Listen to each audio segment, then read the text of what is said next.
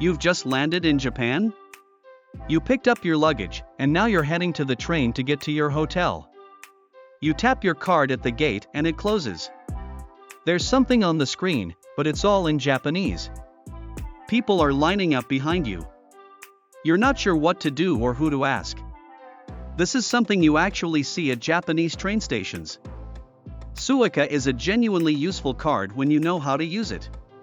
But there are a few situations where, without the right information, you can end up losing money or running into unexpected trouble at the station.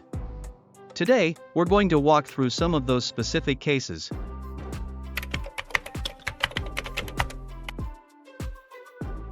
The first mistake is choosing the Welcome Suica.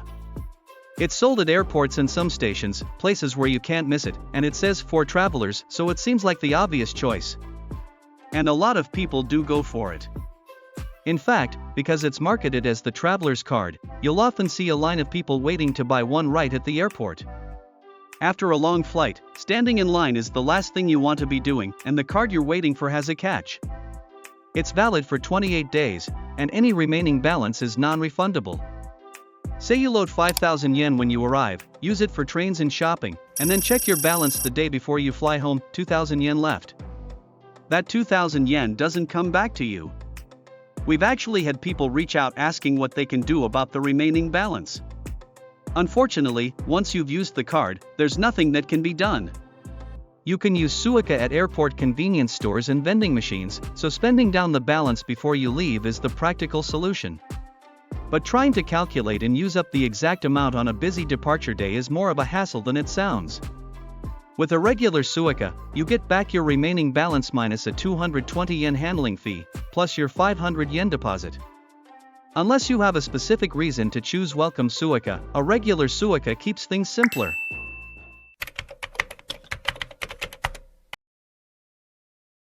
The next one is about refund rules, and it catches more people than you'd expect. First, a bit of background. JR in Japan isn't one company, it's split into separate regional companies. JR East covers the Tokyo area, JR West covers Kansai, and so on. Each one operates independently. Suica is issued by JR East. That means refunds can only be processed at JR East stations. Even if you're holding a Suica, another company's station simply can't handle the refund. This becomes a problem on one of the most popular first-time Japan itineraries, flying into Tokyo, then traveling to Osaka and Kyoto, and flying home from Kansai International Airport. If you buy a Suica when you arrive in Tokyo and then leave from Kansai, you won't be able to get a refund unless you come back to JR East territory. We've had people contact us after being turned away at Kansai Airport asking about this. The practical fix is to spend your remaining balance at the airport before you leave. Most shops at Kansai Airport accept Suica. But the better approach is to think about this before you buy. If your trip is centered around Osaka and Kyoto, Ikoka, which is issued by JR West, might be a better fit.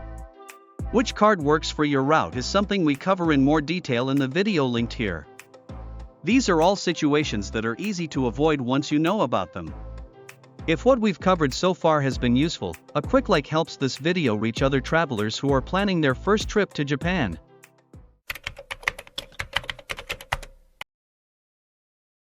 There are a few different reasons why you might get stopped at a ticket gate. The most common one is insufficient balance.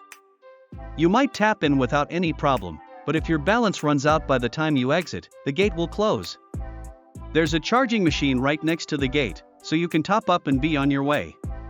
This happens to Japanese commuters all the time, it's nothing unusual. The simplest way to avoid this is to check your balance every time you tap through. The remaining balance shows on the screen each time you use the gate, so if you notice it getting low, top up before you need to. Another cause is crossing between JR regional zones. As we mentioned earlier, JR is divided into separate regional companies. If you travel across one of those zone boundaries, you may get an error at the exit gate. There's also the case of forgetting to tap in. If you walk through the gate without tapping, your card gets stuck in an unsettled state and can't be used for the next trip. It's the kind of mistake that happens when you're in a rush, and Japanese people experience it too.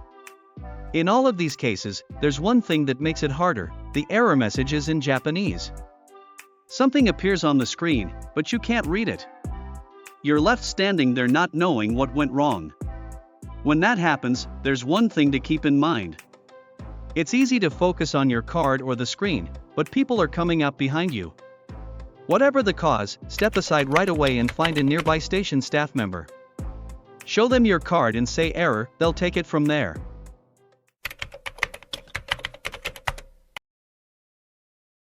Everything we've covered so far can happen to anyone who isn't familiar with how the system works. To close out, here are a few situations that even Japanese people run into. First, the double card read error. If you have multiple IC cards in your wallet and tap without taking one out, the machine can't tell which card to read and throws an error.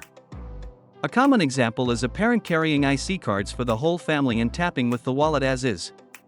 It's a frequent mistake even among Japanese commuters. Taking out just the one card you're using before you tap is all it takes to avoid it. Next, trying to board the Shinkansen with Suica. A lot of people assume that if you have Suica, you can ride any train. But Suica doesn't work on the Shinkansen, it covers local trains, subways, and buses, but the Shinkansen requires a separate ticket. It's the kind of mistake that tends to happen once you've gotten comfortable with just tapping through everywhere. Finally, a quick note on mobile Suica.